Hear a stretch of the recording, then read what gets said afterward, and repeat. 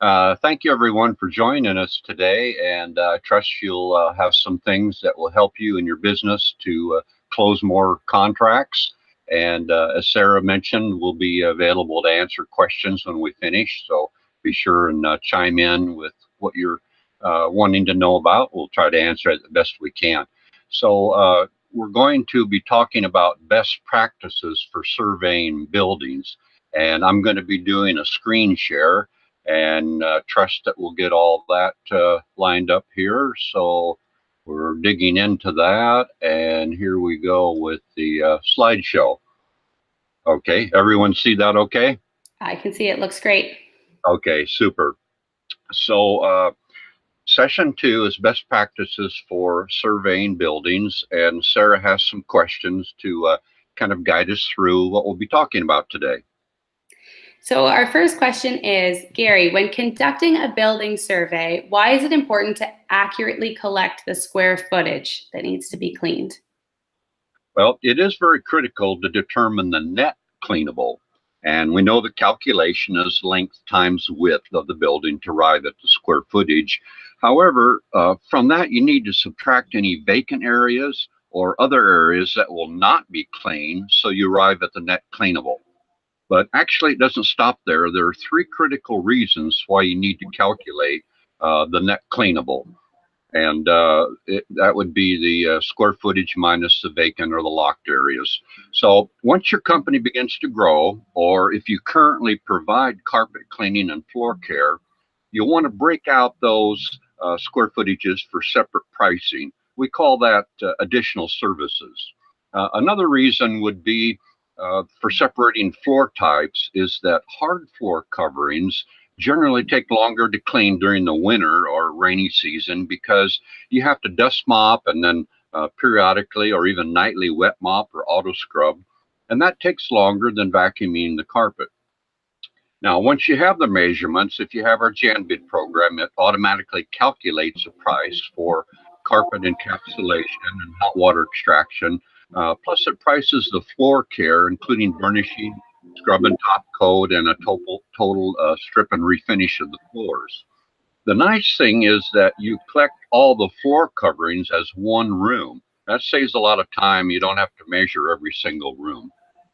We make one other distinction in JanBid, and that's performing a fixture count and measuring the total square footage of restrooms and break rooms, simply because it takes 2 to 3 times longer to clean an office space. Are we getting a little feedback? Do you think it's coming from my end or yours? Can you hear that? I don't hear any feedback. Maybe if anybody is hearing anything weird, if they want to post in the comments and let us know. It was very minor, but I just wanted to have a clear signal. So if you collect the square footage, or I should say, if you neglect or forget to collect it, you're not really going to know how much building you're going to be cleaning. So measuring shows that you're a detailed and professional when it comes to bidding. And if they have accurate floor plans and square footage by the type of floor covering, then that will be okay. You wouldn't have to measure it. But if you feel there's some uncertainty, and some people really aren't certain about their square footage, or they might give you a wrong number. So measuring is a good excuse to walk the facility and discover the cleaning problems that they have. So, yeah, so what types of problems should they be looking for, Gary? Well, in short, any and every cleaning deficiency or blemish that you can spot. So a thorough needs analysis is very crucial to provide a detailed proposal and address all their cleaning needs, and it spells out the solutions that you're going to present to them.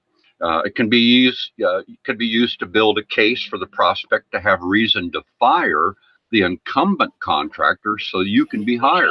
But when you find items or surfaces that are not being properly cleaned, then you can suggest to them that they're being underserved. In other words, they're not getting what they're paying for.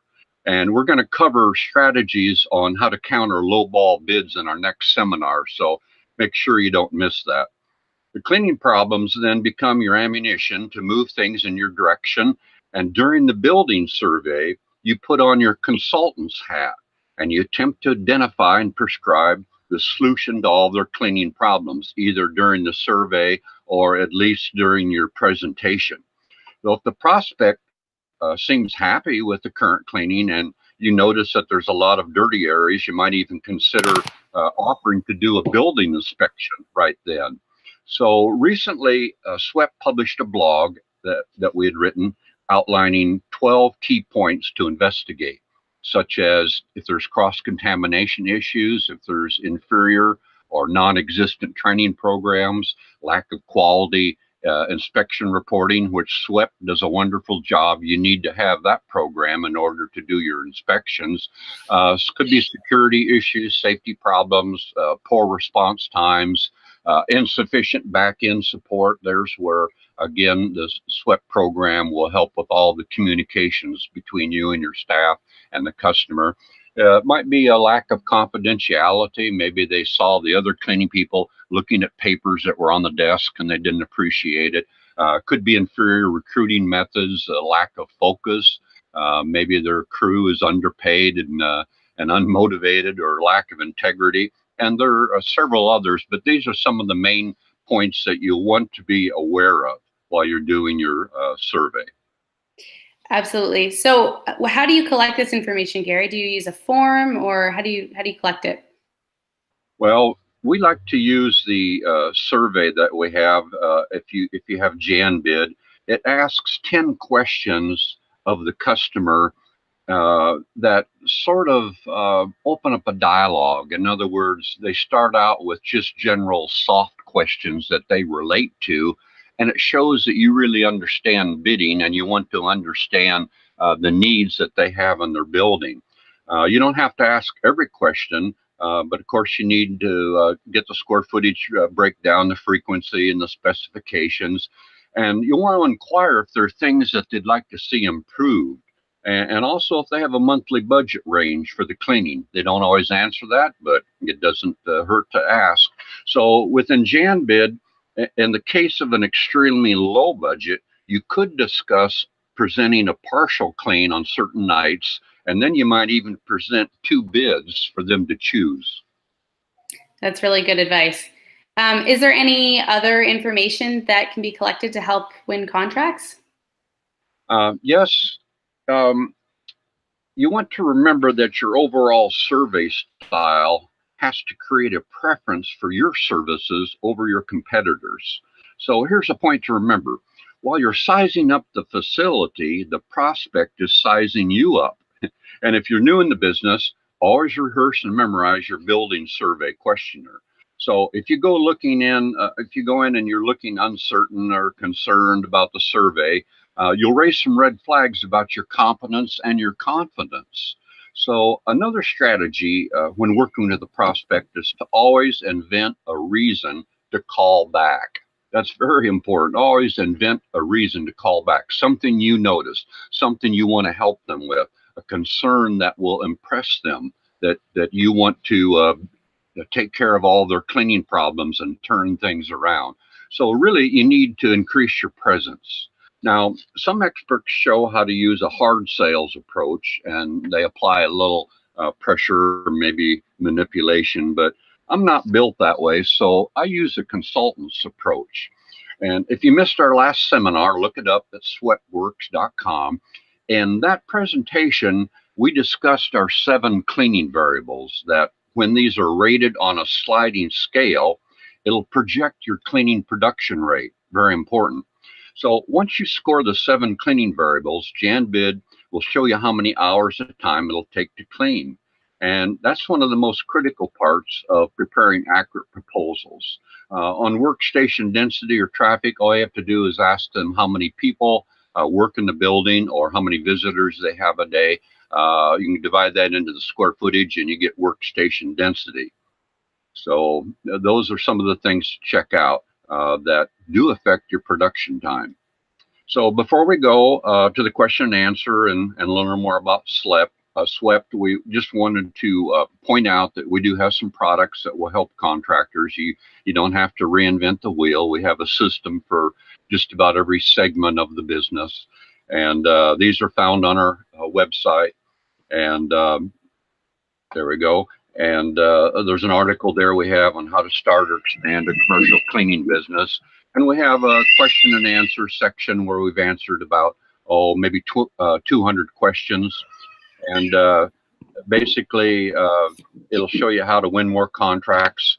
And you want to be able to present a superior program and convey the expertise that you have in the business.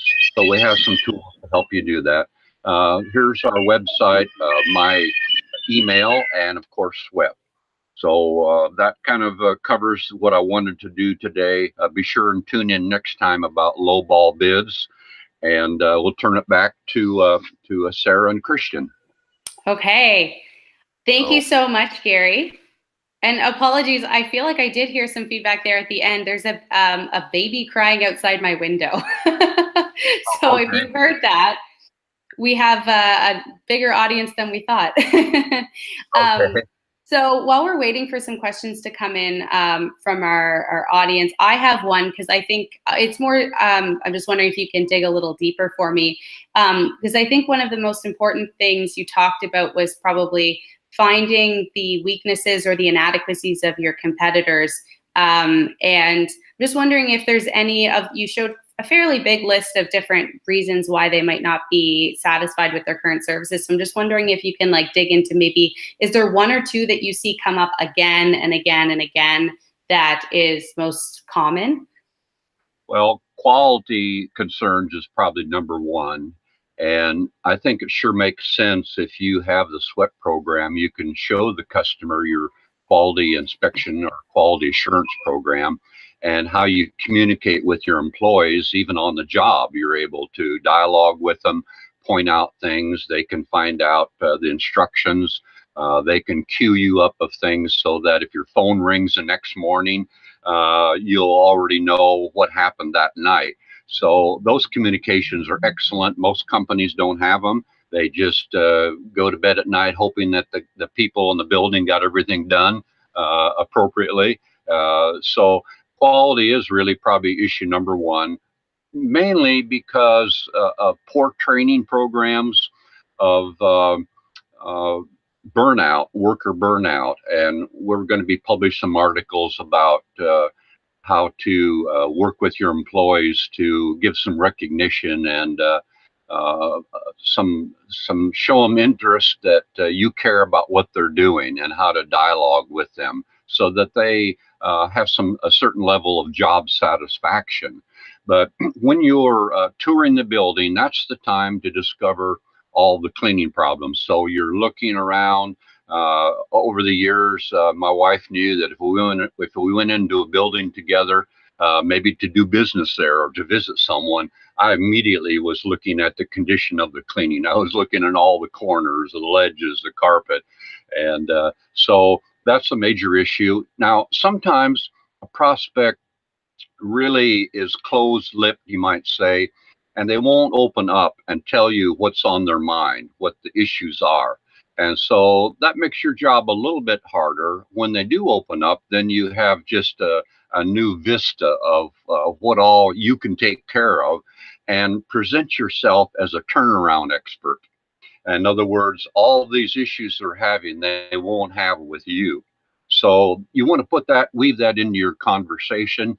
And hopefully, even if you're new to the business, you have some materials similar to what we produce that show how to troubleshoot all types of cleaning problems. And you need to become an expert in that. So if you see a drinking fountain that has a mineral buildup, you know that that's hard water mineral that's not being cleaned by using an alkaline or a neutral cleaner. You need to have an acidic cleaner to remove the mineral deposit. And you could even, if it was appropriate, go out and get your cleaner and clean the drinking fountain for them on the spot and show them. Now your customers don't have to look at all this crud, or your employees don't have to look at it. In our case, we'll be here and make sure this doesn't happen again. So it could be issues, though, like security issues. Maybe the other crew had left the doors unlocked. Could be safety issues. Maybe I mentioned too about confidentiality. People are customers are very skittish about seeing the janitors dwell too long at a desk reading a memo. You see, it's none of their business. That's confidential. So there's all kinds of reasons why contractors get canceled. I have a list of 19 of them, but it's kind of your job to do a little exploring without being too pushy or too nosy. Just showing a general interest on if there are things that could be improved, what would you suggest that those would encompass? You know, what could we do to help you? So that's kind of the overall approach you want to take. Great. Thank you so much. Yeah, I really love what you said. You had a couple great examples there, especially like going out. If there's something you can do really quickly to show them that you know your stuff, like going out and getting the right cleaner, that's great advice. So we had a couple questions come in. Let me see here. I'll just pull them up. One of them was, Gary, how do you accurately measure out a building? Well, some people like the laser measurement. I don't, from the standpoint, I guess I'm old school. I'm always concerned that a laser might pick up a post or a file cabinet or something within the building and throw off your measurement. Secondly, if you just stand at one wall and measure to the back and then stand at the right wall and measure to the left, you don't get a chance to walk the building. So when you have the roll tape, you know, the 4-inch wheel with the odometer and extension pole, some of you have seen my videos where I'm walking off the building, then you get to walk, you know, from the front to the back. But while you're walking, you're observing the dusting and the, you might say, spills and things on the desks. And, you know, you're trying to locate as many problems as you can. So, you know, just length times width measurement. But the thing is, when you do that, you want to always write it down and label what you're measuring. I've had this happen where I had to measure several areas, and then I brought it back to my office, and lo and behold, I hadn't written down what that area was. So you want to always call the area what they call it. So say that you're in the sales office and it's 20 offices, all carpeted. You don't have to measure every office with JanBid. You just measure the length and width of marketing. And so what will happen is in the larger buildings, they will want you to provide the carpet care and the floor care. Maybe you're small now, but the day's coming where the contract will specify that they don't want to have to give keys out to all kinds of contractors. They want you to do it all. So we have a program on carpet and floor care. It makes sense to get queued up on that and train your employees. So anyway, you would measure each department on a large bid. You might have accounting, you might have executive, you might have shipping, you might just have common areas or whatever. But with JanBid, all you need is all the carpet together as one large room, all of the waxable tile that would require stripping and refinishing, and then everything else like ceramic, restrooms, break rooms, because restrooms clean the slowest, you know, about 2-3 times slower than rest of the building, and break rooms usually take about twice as long as rest of the building. So we separate those two areas out. So then you could add those departments up, whatever they call them. That's important, because on your contract you're going to specify the areas that you clean. So if you specify general office area and they have a factory out back and you don't put that in the contract, then that means that you're not required to clean the factory, and hopefully they can't come back and said, oh, I thought you were going to clean our factory. No, it's not in our proposal, but would be glad to. So you have to nail down all of the areas, and then that should total up to the total square footage. And if you forget that, I tell people you could go outside and measure the outside of the building before you leave, and then you'd have a comparison. Just subtract a foot off each end for the thickness of the wall. So like I say, in conclusion, length times width, separate by floor covering type, and separate by restrooms, break rooms, and then everything else. And you should be good to go. That'll give you everything you need. If the prospect, one other thing, sometimes the prospect thinks that you're a magician and you can walk in and say, oh, this building will take 18.7 hours a night to clean. Well, you don't know that.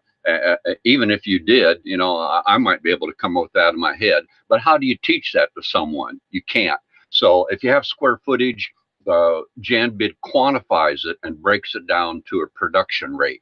So square footage is very critical. If they're not willing to provide that, you really can't do an accurate bid. You just have to tell them, hey, my bidding program requires that I have square footage. So I'm sorry, I have to have that before I can prepare an accurate bid, which you would be happy with.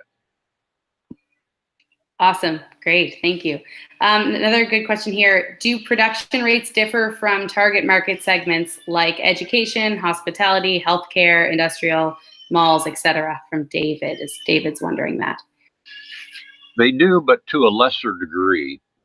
We're more focused in our proposals and our bidding process of determining the workstation density and the use of the building as being more important than the category or the type of building. For example, you could have a medical office that had just started with very low traffic and a staff that's not filled out yet. It's not completed. You know, they're still building their business. Same thing like on a daycare. You might have one daycare that's only at 50% and another one that's 100%. So I make this comparison. You could have two buildings on the same block that were both, say, 20,000 square feet. You go in the first building, it's packed out with people, wall to wall. The people are very messy. They don't pick up after themselves. They don't have a budget for 5 days a week. They only want you to clean up 3 days a week. The building's kind of old, and you look at it and you think, you know, this is going to take a long time to clean. You go to the other building, the same square footage, identical square footage, identical type of business. Maybe they're both in the insurance business, or maybe they're both real estate offices. So you can't just take a category like real estate and assign just a blank number to all real estate offices. You have to look at the square footage. The bigger the building is, the faster it will clean, until you usually get up to maybe 30, 40, or 50,000 square feet. They tend to kind of tap out on your production level. So your speed, the amount of setup time you have, percentage of it in a building is greater in a small contract than in a large facility. And of course, your workstation density, but the building use. When you walk in, how neat and tidy or how unkept and grimy are these people in that operation? So that's why we use the 7 cleaning variables, so we can drill down even within a particular business segment and come up with a production rate. And we found that overrules even the category or the type of building, is what is inside the building and what's going on. Very true. Maybe I'll get Irene, who's helping us out on the chat, to just post a link to the last session that we did that includes the 7 cleaning variables, and that way those who missed it can check that out. Okay, I'm going to squeeze in one more question here because I like it, and then I think we'll hand it over to Tristan. Diana is asking, what is your best approach when a client says, so how much do you think this will all cost? When you don't want to make it obvious that you have no idea what it's going to cost until you put all these variables together. How do you respond to that? Well, it can actually work both ways. Are you seeing me on the screen okay? Okay. One time, years ago, about 25 years ago, I purchased a car for my daughter. She was in high school, and I bought her a nice little car, not new, but you know, I knew she'd be and a few little bumps and crinkles to it as you learn how to drive. So at the car dealership, I left my brochure. I'm really big on marketing materials, passing out flyers. I have 49 of them in my marketing package, one for every type of industry. And I left that, and my phone rings, and the general manager, the assistant general manager said, we're looking for a cleaning service. Can you come over and give us a bid? I said, sure. I went over and I measured it. And once I had the square footage, I knew about what my production rate would be. And I divided that into the total square footage. And I knew about what the price was going to be. Now, I don't really recommend doing this, but I'm going to give you another option in your mind. And I said, when I came back and presented the, no, I'm sorry, before I left, he said, what do you think this is going to cost? And I said, well, I need to go back and calculate it. Now, that was 25 years ago. Nowadays, I say, I need to put that into my bidding program to see how I can provide the very best service at the very best cost to you. So it'll be win-win. So that's my answer.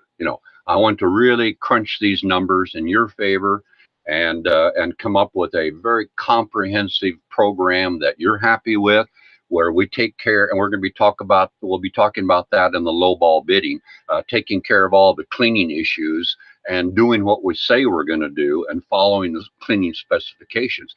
I pulled a number out and I said, I believe this will be about $1,600. He said, I knew it.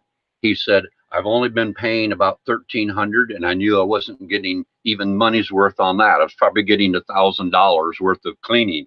So in that case, I was able to impress him, and I already knew that I could go that much, you see, because he had queued me up on it. I delivered the proposal in the next day or two, no, in the very next day.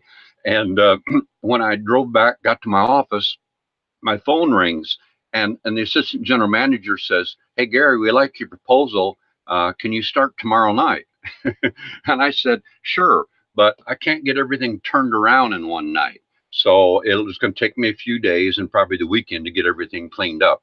So anyway, what you want to do is tell them that you'll calculate it and crunch the numbers. And it's always best to say, do you have a budget figure in mind that you like to stay within, say a minimum, maximum, you see, and that puts it back on them. So I had another deal that when I asked them, it was another car dealership. I used to clean 7 of them. And when I asked them if they had a budget figure in mind, the office manager, she pulls out her card and she writes the exact amount on the back of what she's paying. And she hands me her card. And of course, the key is not to look shocked, like, whoa, you're gonna tell me the price? Wonderful, No, it's like it's an everyday occurrence. Okay, thank you. And so I knew I had a figure to shoot for. When I went in and crunched the numbers in JanBid, or I let JanBid crunch all the numbers for me, I came up $300 above that. So I looked at it again. Now, do we want to decrease our net profit? No. Do we want to decrease the production rate? No, it's going to take that long. So either one of those two would have had to give. So instead, I went back and I said, I worked really hard to match your number, but I found all of these problems in your building, and I showed her all the pictures I'd taken on my cell phone when we did the survey. And I said, now I'll delete this. It's not going to go anywhere. But I wanted you to see some more of the conditions. You knew of a couple of these, and I showed her all the dirty areas in the building. And I said, here's the difference. If we spend about 1 more hour a night in your facility, it's going to look immaculate. You're going to be happy. So I wasn't able to match that price. I need more time to put in the building to bring it up to our expectations and hopefully your expectations. So there's some key points there to keep in mind. I got kind of carried away, but I'm very passionate about the cleaning business, and I like to help people. No, I love both of those stories. I'm glad we asked that question, and it reminds me. I think the lowball bidding webinar might be our next one in the series. It might be next week, and if it's not, it's like the week after. So everyone should keep an eye out for that. Sign up for that. We touched a little bit on it there with Gary's last 2 stories, but I think that's going to be a good one, and one that's really important to talk about, because this industry is so the price competition is so intense. So I think we will wrap up. We don't have time for any more questions for Gary today, but if you have them still, just post them in the chat box, and or if we didn't get to your question, we will follow up afterwards. Gary's really good at making sure that he follows up on questions afterwards. And I'm going to hand things over to my colleague Tristan, because we did have at least one swept related question come in, and I'll let Tristan do a quick overview because he might just answer the question anyway. And if he doesn't, then we'll get to whatever has come in around swept over the last few minutes. So Tristan, if you're all set, I'm going to mute myself. And Gary, I think if he's able, is going to hang around until we're totally done. Awesome. Sure. Okay. Take it away, Tristan.